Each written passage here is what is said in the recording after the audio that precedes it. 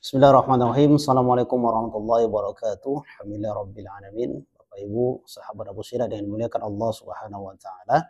Hari ini kita bicara tentang visa yang digunakan untuk melaksanakan ibadah umroh.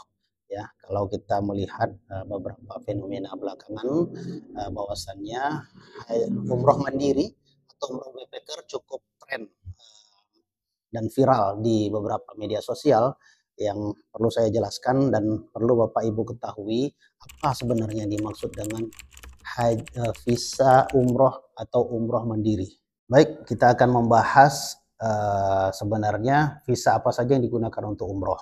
Nah, sahabat Abu Sirah yang dimuliakan Allah, sekarang ketika kita melihat berita tentang maraknya umroh mandiri atau umroh backpacker. Nah, sebenarnya apa sih maksudnya umroh mandiri atau umroh backpacker? Dan apa bedanya dengan umroh yang dikelola oleh travel atau perjalanan penyelenggara ibadah umroh itu sendiri gitu. Perlu saya ketahui bahwasannya hampir rata-rata umroh backpacker atau umroh mandiri ini mereka tidak memiliki izin untuk melaksanakan ibadah umroh atau mengumpulkan uang bagi jamaah untuk melaksanakan ibadah umroh. Jadi sehingga karena terbentur oleh aturan dan regulasi ini mereka tidak bisa mengajukan visa umroh. Jadi visa yang digunakan adalah visa turis atau visa ziarah. Visa ziarah itu ada tiga justru. Yang pertama itu adalah visa ziarah tijari atau visa bisnis, kemudian visa ziarah syaksiyah, ya, atau yang satu lagi itu visa ziarah siyahah. Nah, ya kalau syaksiyah ini adalah visa ziarah yang dijamin oleh salah satu penduduk Arab Saudi. Nah, jadi ada KTP atau IKTP penjamin di Arab Saudi, sedangkan visa siyahah ini adalah visa yang dikeluarkan secara online, yang diajukan oleh jamaah atau penyelenggara secara online, kemudian keluar visa siyahahnya. Tapi tidak semua visa siyahah ini di-approve atau disetujui, karena Indonesia belum termasuk negara yang boleh mengajukan visa turis secara langsung oleh Arab Saudi. Jadi nanti kita akan lihat di sini negara-negara yang boleh mengajukan visa turis secara langsung dengan kategori. Nah, ada jamaah Indonesia yang bisa mengajukan visa turis dengan kategori tertentu. Yang pertama, mereka ini punya izin tinggal di negara-negara Teluk. Atau mereka ini punya visa Schengen atau visa Eropa. Atau punya visa US. Atau memiliki visa London atau Inggris. Nah, kalau ini kita punya, kalau visa ini kita punya, maka si jamaah boleh mengajukan visa turis siyahah secara online. Dan insya Allah prosesnya cukup mudah. Setelah pengajuan secara online, tinggal menunggu 1 atau 3 kali 24 jam dengan dokumen yang lengkap, insya Allah visa kita akan dikirim secara online. Nah, kalau visa siyahah tadi, kita tidak perlu ke Jakarta untuk melakukan proses biometrik. Jadi cukup diajukan secara online saja dan visanya kemudian approve keluar. Sedangkan visa tijari, bisnis atau syaksiyah itu harus menggunakan biometrik, harus datang ke VFS Tasel di Kuningan atau di Halim, atau juga ada di Surabaya dan di Lombok.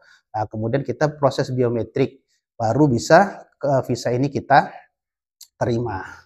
Dan kemudian dengan visa-visa ini, setelah visa keluar, barulah si jamaah mencari tiket sendiri, tiket penerbangan umroh dari Jakarta, dari Kuala Lumpur, atau dari kota-kota lainnya menuju ke Arab Saudi. Katanya supaya lebih murah, silakan. Kenapa harus menggunakan travel umroh untuk berangkat umroh? Boleh, silahkan saja. Selama Bapak Ibu yakin dan mampu untuk mengurus diri sendiri, silahkan mengajukan visa ini, kemudian melaksanakan ibadah umroh secara mandiri.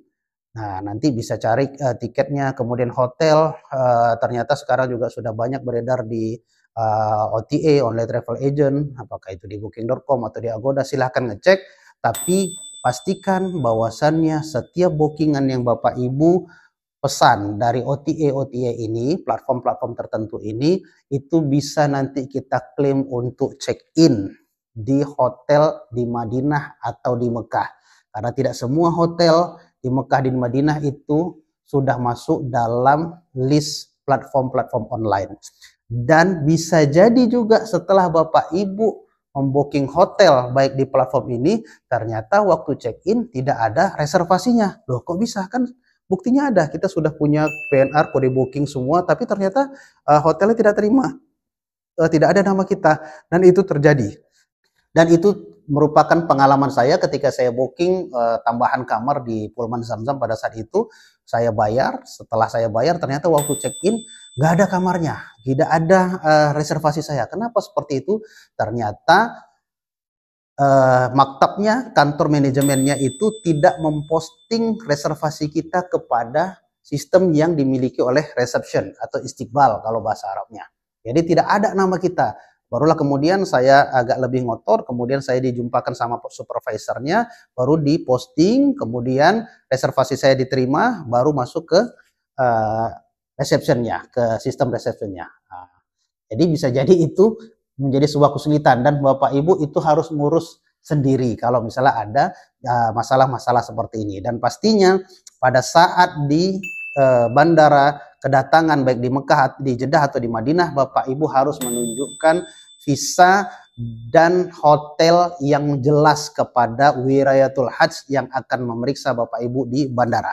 Ya, oh nggak ada, saya punya teman kemarin, teman saya berangkat nggak ada diperiksa. Ya, berarti rezekinya tidak diperiksa.